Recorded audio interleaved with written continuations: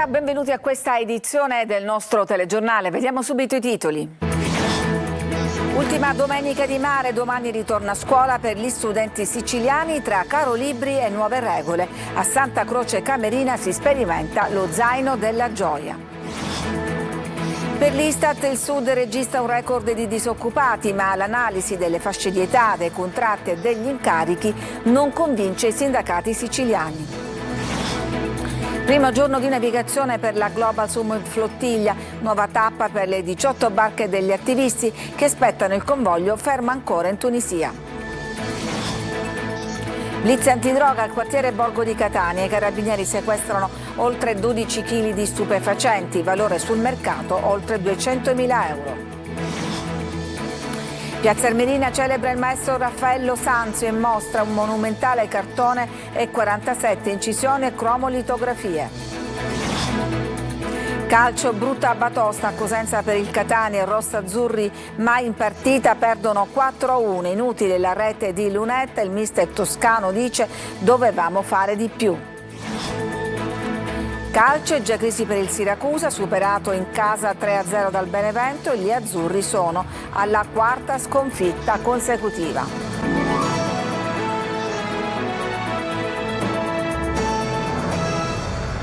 E oggi è stata l'ultima domenica di mare, domani per molti studenti comincia il nuovo anno scolastico che si apre con nuove regole, pensiamo il divieto dei cellulari e il caro libri. Sentiamo Simona Mazzone. Ma tu ce l'hai l'aria condizionata in classe? Mizzica, qua sta parlando di un miracolo praticamente perché non c'è. Mentre la colonnina di mercurio in questa domenica di metà settembre segna a Catania 30 gradi e oltre, gli studenti pensano all'ultimo bagno prima della campanella ufficiale, anche se in molti istituti le lezioni sono già cominciate nel fine settimana scorso. È emozionante perché poi non ci posso andare più. Quindi oggi fai l'ultimo bagno? Sì. Nuovo anno scolastico, nuove regole, come il divieto assoluto del cellulare in classe. Contenti i genitori. È giusto che quando siano in classe siano concentrati sulle attività da fare e non abbiano distrazioni. E i ragazzi indirizzati a rispettare le regole. È vietato e non lo facciamo. Secondo qualche studente invece vietare l'uso del cellulare non dovrebbe essere una priorità. Ci sono problemi ben più importanti dentro gli istituti. Per esempio sistemare le classi che alcune non hanno il climatizzatore, oppure gli edifici che alcune classi stanno crollando a pezzi. Come denunciato da USB Scuola anche di recente, circa l'80% degli edifici scolastici presenti nell'isola non è a norma. I genitori si dicono preoccupati per la scarsa manutenzione. Molte strutture sono non proprio in condizioni ottimali. Poi c'è il caro libri con costi esorbitanti che si abbattono sulle famiglie. Troppo cari. Noi abbiamo messo da parte i soldi da maggio. Libri usati o nuovi? Ormai è la stessa cosa. Tra libri, accessori, cancelleria e abbigliamento da comprare, per fortuna c'è chi può ricorrere all'aiuto dei preziosi nonni. Il nonno li porta in negozio, gli va a comprare le scarpe, le cose e la mamma e papà sono molto contenti. E proprio per fronteggiare il caro scuola a Santa Croce Camerina si prepara lo zaino della gioia. Ci racconta tutto Veronica Barbarino. Penne, matite, quaderni, colori, astucci, diari e dizionari e tutto ciò che può contenere lo zaino della gioia. A Santa Croce Camerina parte un'iniziativa all'insegna della solidarietà e della condivisione. Tornare a scuola significa nuovi inizi, nuovi progetti per tutti i bambini, ma per le famiglie significa dover affrontare il peso delle spese di cancelleria. Soprattutto per quelle famiglie provate da difficoltà economiche, questa necessità può rappresentare un problema. Per questo motivo il Comune di Santa Croce ha scelto di realizzare questa semplice iniziativa volta proprio alla raccolta di materiale scolastico da destinare direttamente a quelle famiglie. Come? Attraverso la scuola. Saranno le stesse maestre, infatti, in ogni classe ad individuare chi ne necessita e a dare ad ogni bambino la possibilità di iniziare l'anno con le stesse opportunità dei compagni. Un modo concreto per far sì che nessuno resti indietro e che la scuola resti un luogo di crescita e uguaglianza. È possibile donare entro il 30 settembre nella sede del Comune. Secondo i dati Istat, il Mezzogiorno registra un record di occupati con un dato che supera il 50%, ma l'analisi delle fasce di età, dei contratti e degli incarichi non convince i sindacati siciliani. Manlio Viola. Cresce l'occupazione nel Mezzogiorno d'Italia e per la prima volta nella storia delle rilevazioni Istat si supera il 50% di occupati al sud. Il dato emerge dal report destagionalizzato e riguarda il secondo trimestre 2025. La crescita dell'occupazione risulta costante, il dato era al 49,3% nel quarto trimestre 2024, era salito al 49,9% nel primo trimestre del 2025 per stabilirsi al 50,1% nel secondo trimestre 2025, quindi alla fine di giugno. Ma lo stesso dato è ballerino invece se si guarda all'età degli occupati. Lavorano oltre 10 milioni di over 50, mentre l'occupazione scende drasticamente per la fascia al di sotto dei 35 anni. Il lavoro poi riguarda soprattutto le fasce meno professionalizzate e peggio pagate. Dati comunque che non convincono i sindacati. Basti pensare che la crescita è localizzata sugli over 50 e quindi questo è determinato dalla crescita dell'età media lavorativa, visto che nel sistema previdenziale la gente fuoriesce sempre più tardi dai luoghi di lavoro, e invece le cose più drammatiche ce lo dicono rispetto all'occupazione giovanile, che dopo un periodo di crescita invece in queste settimane e in questi mesi stanno segnando il passo. In valore assoluto le persone occupate nel Mezzogiorno a fine giugno 2025 erano 6.549.000, una cifra che denuncia 96.000 occupati in più in un anno. Questa crescita è localizzata sulle basse professionalità, sul lavoro precario, visto che il salario medio dei lavoratori e delle lavoratrici in questa nostra regione è sempre molto più basso rispetto al resto del paese. Sono partiti ieri pomeriggio da Augusta gli attivisti della Global Sumud Flottiglia, li abbiamo seguiti con Manuela Corsi in questo diario di bordo. Vi racconto le ultime ore dalla barca Morgana. Sono partite nel pomeriggio di ieri dal porticciolo di Augusta le 18 barche italiane della Global Sumud Flottiglia. Dopo quasi un giorno di navigazione il convoglio siciliano si è fermato nel sud dell'isola, nei pressi di Capopassero. Attendiamo che partano le barche da Tunisi perché non sono ancora partite, come già ormai sapete. Questa è l'unica motivazione per cui andiamo così lenti, perché ci dobbiamo unire a loro sono molto più a nord di dove siamo noi. Le imbarcazioni pronte a muoversi dai porti tunisini di Biserta, Sidi Bou Said e Gamart hanno riscontrato diversi problemi e visto allontanarsi l'obiettivo della missione umanitaria, quello di rompere il blocco navale imposto dall'esercito israeliano. Secondo alcune fonti, 5 imbarcazioni tunisine sarebbero bloccate dal governo locale. La famiglia Madeira, la nave più grande della flottiglia, su cui viaggia anche Greta Thunberg, è stata attaccata con un drone lo scorso 9 settembre. Stessa sorte per l'Alma, colpita il giorno successivo. Intanto il convoglio siciliano attende di potersi congiungere in mare con le navi ferme in Tunisia. Non vediamo l'ora di riprendere il largo per poter portare gli aiuti che abbiamo a bordo e per poter portare le nostre voci, che sono anche le vostre. Ci vorranno almeno 10 giorni per raggiungere le coste di Gaza, ha detto il deputato del PD Arturo Scotto, tra gli attivisti a bordo della Karma. La cosa più complessa alla fine era proprio mettere le barche a mare. Eventi di guerra soffiano, per così dire, anche a Trapani, scelta come base di addestramento per i Top Gun dei caccia F-35. Sentiamo Laura Spanò.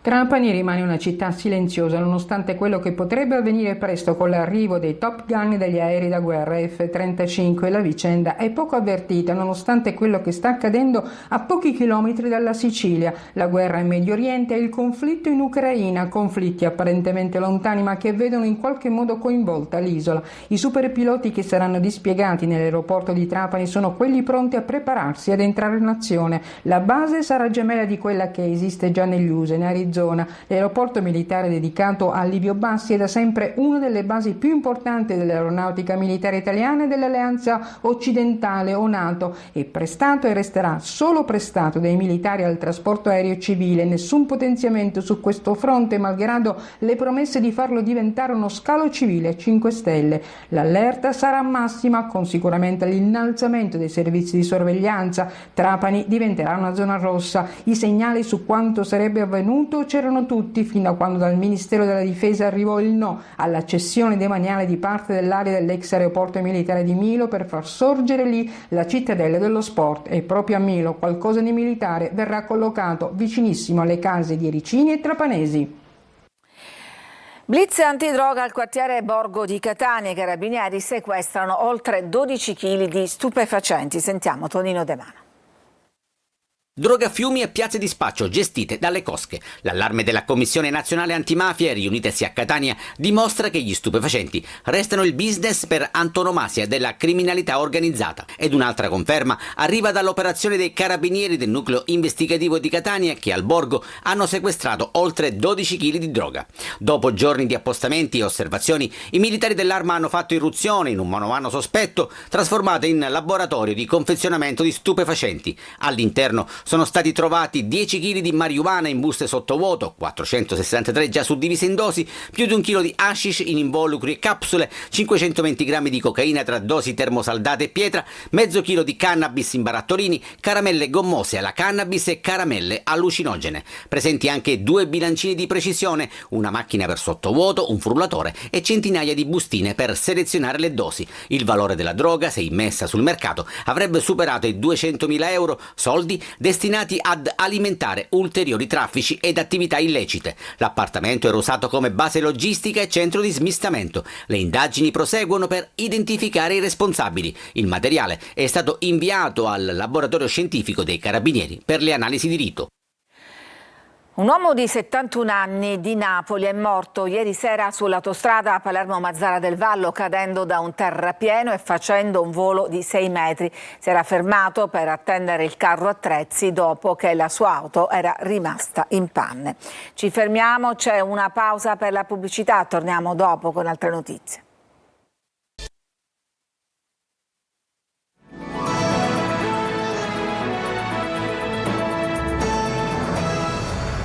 In Italia manca ancora una normativa sul tema del fine vita. Se ne è discusso a Caltanissetta, dove si sono confrontati medici, magistrati e altri professionisti. Rita Cinardi.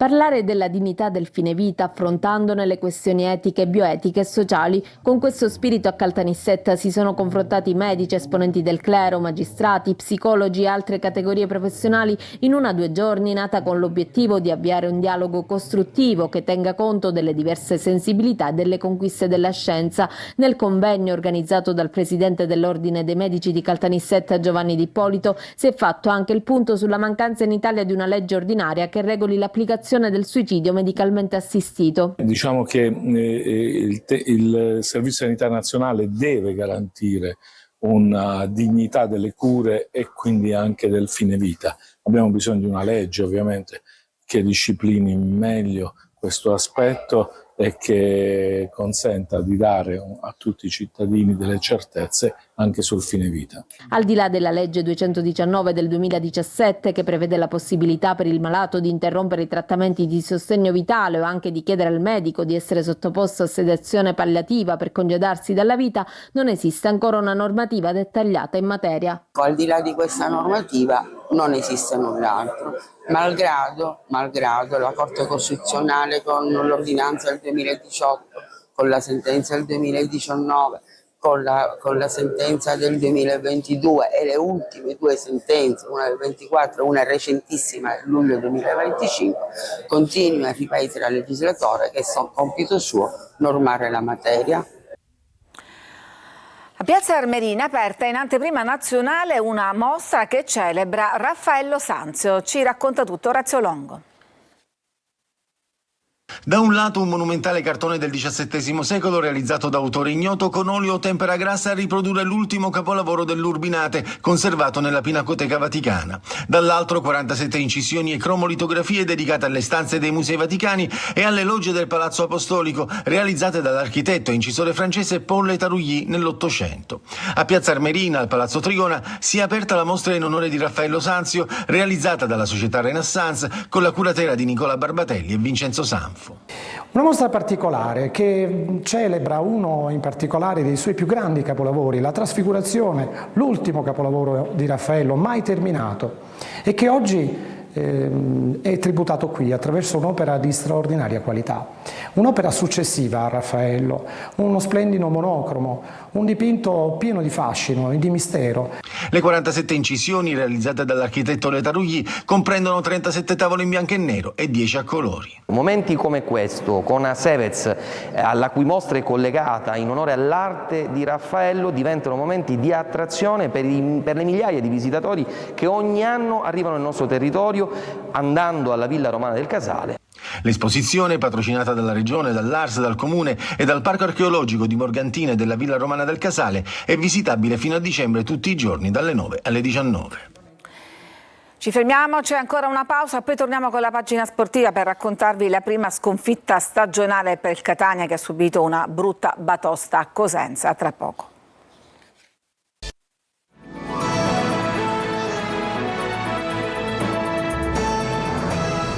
Siamo al calcio con la prima sconfitta stagionale per il Catania a Cosenza, rosso-azzurri in sofferenza per tutta la gara, inutile la rete di Lunetta, la partita finisce 4-1. Sentiamo il tecnico toscano.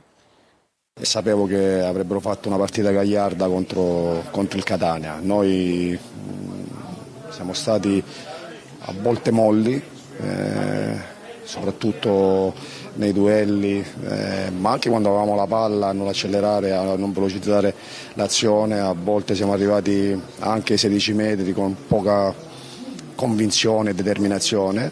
Loro ce l'hanno messa di più e hanno portato a casa questa partita.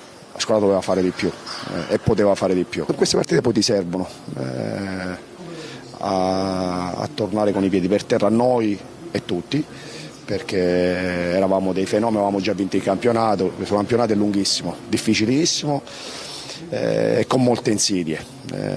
Chi sarà più equilibrato, chi rimarrà unito nei momenti difficili, supererà i momenti di difficoltà. Ed è già crisi per il Siracusa alla quarta sconfitta consecutiva. Marco Petrolito. La reazione che ci si attendeva non c'è stata e il Siracusa rimedia così il quarto KO consecutivo, perdendo tra le mura amiche del De Simone con un Benevento decisamente più in palla e determinato. Campani che iniziano fortissimo con la mesta per Salvemini e Bonucci che devia sulla traversa. Sempre Salvemini, tutto solo in area, all'8° trova ancora l'intervento strepitoso di Bonucci. Siracusa che risponde al 19° col tiro cross di Valente, ma Vannucchi para. Al 27° la mesta dice no a Bonucci, mentre allo scadere del primo tempo Manconi calcia con il piatto e sempre Bonucci, stavolta di piede, salva il Siracusa. La ripresa, dopo 30 secondi, cross di Lamesta, difesa azzurra che rimane ferma e Salvemini firma il vantaggio del Benevento. Il Siracusa si scuote, il 53° tiro di Valente sventato da Vannucchi che in due tempi salva su Guadagni, ripetendosi qualche istante più tardi sullo stesso esterno Aretuseo. Ma al 68° Manconi si autolancia e supera Bonucci per il 2-0 ospite. E poi, al 72° ancora il numero 10 calcia con il destro, firmando la sua doppietta personale. Azzurri che dunque ingoiano l'ennesimo boccone amaro, restano a quota 0 punti e che sono chiamati sin da subito a cambiare rotta. Ed è tutto per questa edizione, grazie per averci seguito, vi auguro una buona serata.